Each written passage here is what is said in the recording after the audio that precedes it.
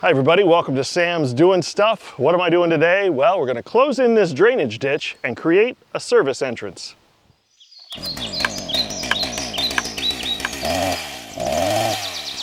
what I'm going to start out with is I'm going to tell you some things you're going to need. And number one thing you're going to need is a permit, because this land does not belong to me. This is the right-of-way. You can see very clearly this is where the corner of my property is. This is where the stake is, and this is where the survey spike or pin, I think they call it a pin, goes in the ground. And from here all the way to the street belongs to the county or the state. Doesn't belong to me. So when you get your permit, they're going to tell you everything you need to know to get started, like what size pipe you're going to need. I'm going to be using 15-inch double wall culvert pipe. They said I could get away with single wall, but double wall is better. So we're going to use double wall corrugated pipe, and they tell you exactly where to start. They tell you where to put drains. They tell you everything you need to know, and I'm going to tell you the rest. So here's the culvert pipe. One end has got a bell and the other end inserts into it with a gasket. You'll need some lubrication. They sell it with the pipe. And like I said, you lube it up and you just slide it together and they piece together. Each one is 20 feet long and the cost ranges around 200 to 300 plus per section. So give you an idea of what you're going to spend. Now, because I'm putting in a driveway or a service entrance, I have decided I want to put a drain at the high side of the driveway. That will allow any surface water to go through the drain rather than run across the driveway and wash the gravel away. So when you put in a drain, it's simply a T, and there are two clam-like sleeves that go over the ends and will allow you to connect it to the main pipe, and I'll show you how that works when we put it together. Other than the pipe, you're gonna just need a whole lot of fill depending on your situation. I have crushed concrete that I'm gonna use as a base, both for under the culvert in some spots and for a base to the entrance to the drive. I have gravel that I'm gonna use to top dress the drive. And then of course I've got tons of topsoil to fill in around and make sure it all looks nice. So I guess we'll just get to work. Now, one thing you're also going to be responsible for is your own safety. So I'm going to put out just a couple of cones here on the side of the road just to give people an idea that there's some work going on here, because you just want people to be aware, you know, do the best you can. If you're going to be working in the road, then once again, that's your responsibility. You need to take care of traffic and you need to make sure that everybody is safe.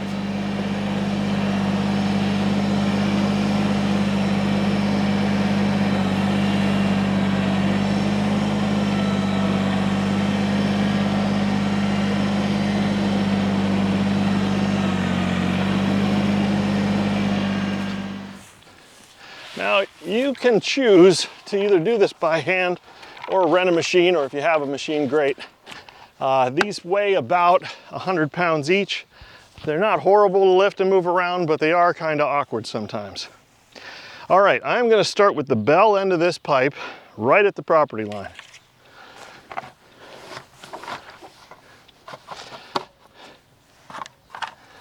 The goal is that if someone else decides they want to close in the ditch, they can connect right into the pipe that I'm using. My next step is I'm going to put that drain about 10 feet in from the property line. So these are 20-foot sections. It doesn't have to be an exact measurement.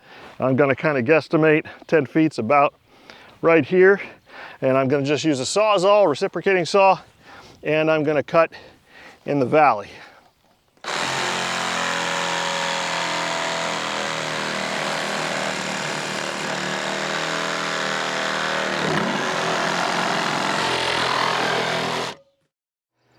All right, now we got our two pieces of pipe separated. Let's slide the one down.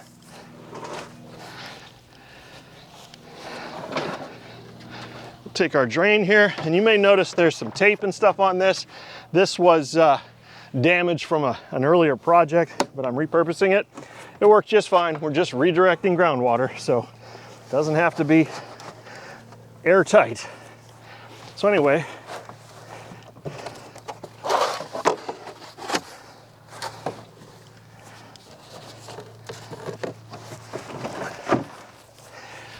I like to put the drain cover on. All of this stuff is sold separately, by the way, so you have to buy the drain cover separately.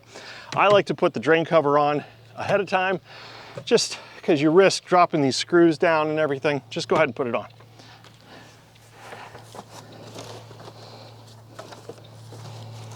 So now we're going to open up this clamshell junction.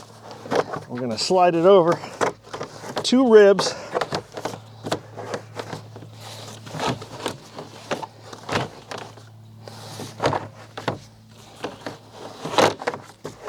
There we go. Just like that. Get it lined up kind of. Then we're going to put our drain. It'll go in. Also 2 ribs. There we go.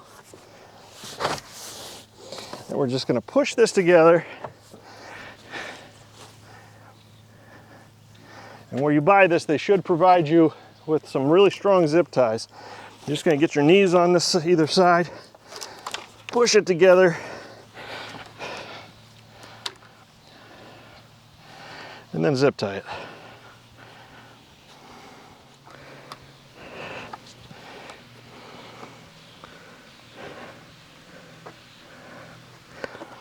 Goes.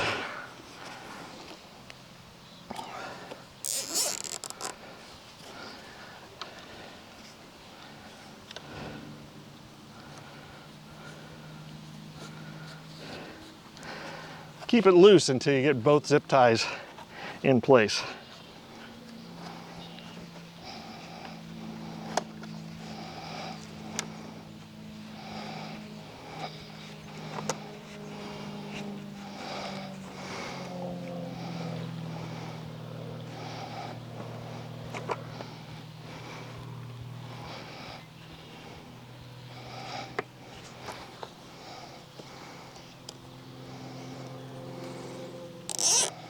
Now just give it a good squeeze and pull, and should be good. Now I like to just take this zip tie, just tuck it back in through. You don't need to cut it off. This is all going to be buried anyway, so why go through the trouble?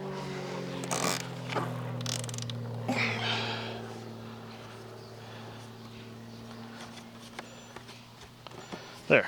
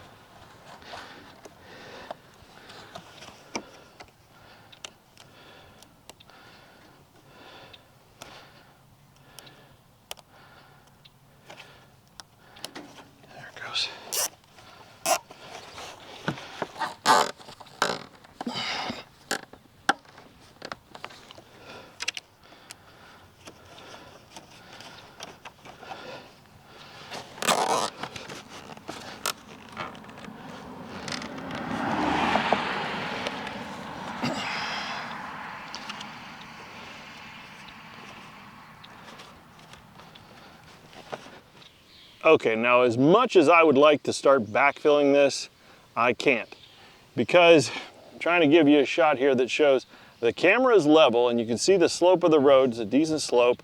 It'll drain, and I've got a good slope here in the ditch.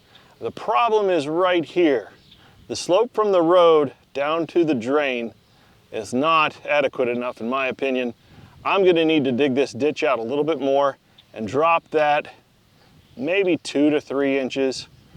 And then we should have enough fall, because water doesn't run uphill, so it's got to go down to the drain. All right, I'm actually kind of glad I'm having to show you this, because in doing this project, you may run into this situation. And if you're not comfortable with large machinery, or you're not comfortable with renting it, You know, just keep that into consideration, because you don't want to have to be digging all this by hand, if you know what I mean. So anyway, we're just going to go along here, and the important thing is to try to maintain the same slope as what you have. So I'm just going to take out just a little bit with each scoop, but I'm going to take out the exact same amount every time. Whoa! Without hitting the camera.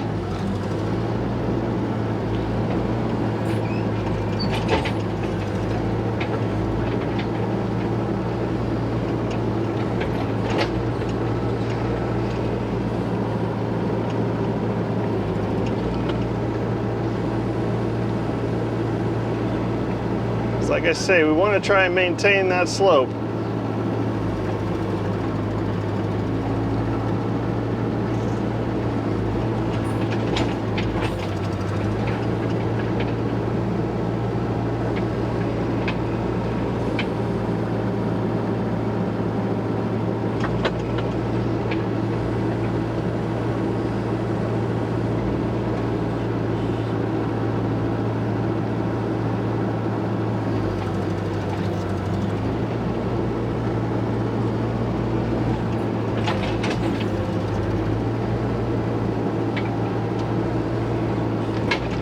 It's important to keep the machine square with the ditch so you're not making a curve.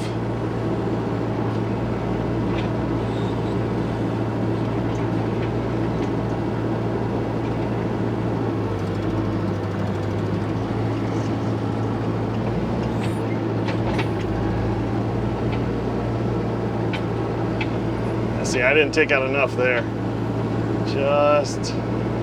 Just a tiny bit more. Just clean it up a little. Yeah.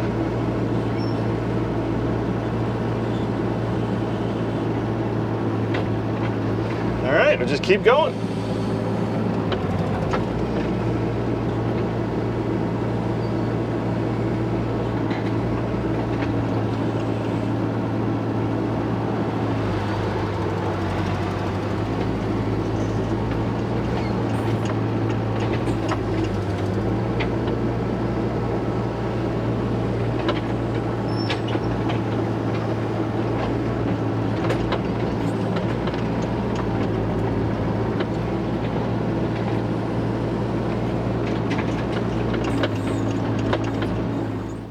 Okay, I feel a whole lot better about that. All right, our next step is going to be to get these two pieces together. So we got the gasket here and we got the bell here. And just kind of wipe this out best we can, get it pretty clean, you know. And same thing with the gasket, make sure there's not any chunks of anything. Number one thing you want to know about the gasket is that it's not rolled. This is supposed to stay in this little groove. Make sure it's not rolled out of the groove, okay? Now we're gonna take this. This is called Blue Lube. This is what I've used every time I've done this. And it works great. So I would always wear gloves, not just for this step. This stuff can be sharp. This stuff can be razor sharp. So some kind of a decent mechanic's glove. And we're just gonna very generously apply this all inside the bell.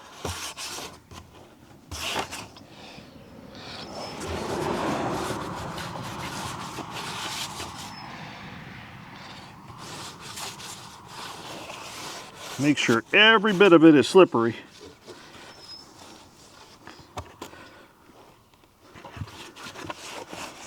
Okay, and then same thing with this gasket. All the way around, make sure that whole gasket is very, very slick.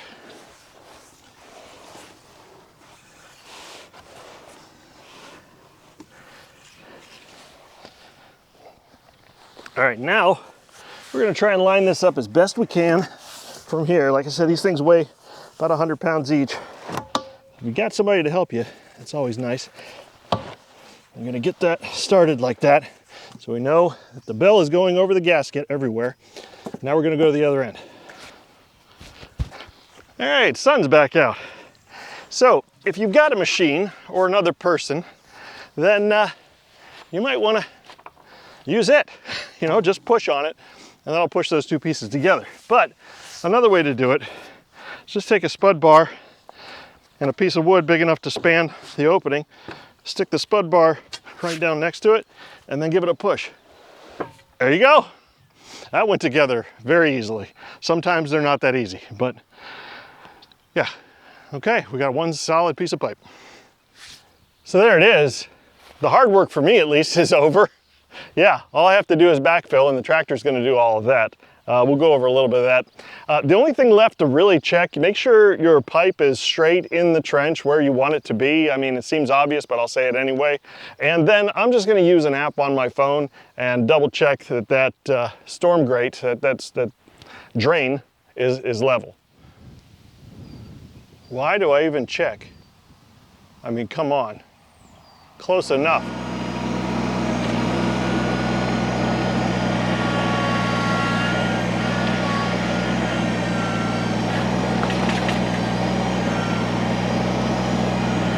So as I start to backfill this, I'm starting at the high end, at the bell end, and I'm using the crushed concrete.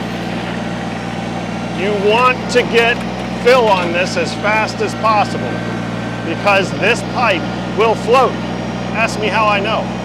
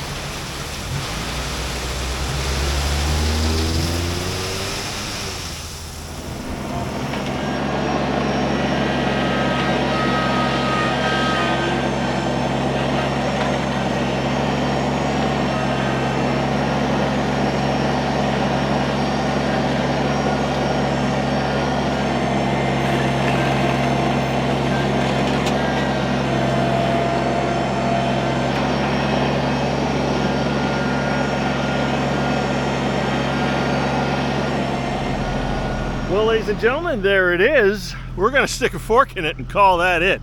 Yeah, so I did some final compaction with the excavator. And here's a question for everybody. Let me know in the comments, do you think you get more pounds per square inch with a 10,000 pound excavator over the size of those tracks? Or do you get more pounds per square inch with a tractor weighing 2,000 pounds on those tires? I think I know the answer, and it might surprise you. My guess is that it's the tractor, believe it or not. because the tractor is more likely to sink and the excavator kind of floats over stuff, you know? So anyway, that's just my opinion. I didn't do the math on it or anything, but maybe you guys know. The overall numbers are I used 6 tons of crushed concrete. I used 10. I used 10 tons of number 57 limestone, and it was 6.5 dump trailer loads of dirt to fill this in. Now, of course, your needs may be different. You may have a smaller ditch. You may not need to put in the access like I did, the driveway. And there's going to be more gravel added to it, and there's going to be more dirt, and there's going to be more finessing. You know, it always is. It's never, nothing's ever done, right? So, hey, I appreciate you watching, and this is going to be nice. Yeah, this is going to be really nice to be able to get in and out of here without messing around and making a whole bunch of tracks and stuff on our nice driveway. Get in and out of here with loads of logs, hopefully, when I get some firewood logs in. And yeah, I think it's going to be a really, really beneficial addition to the property. So I hope you like it. Hit the thumbs up, hit subscribe, and I'll see you next time when I'm doing more stuff.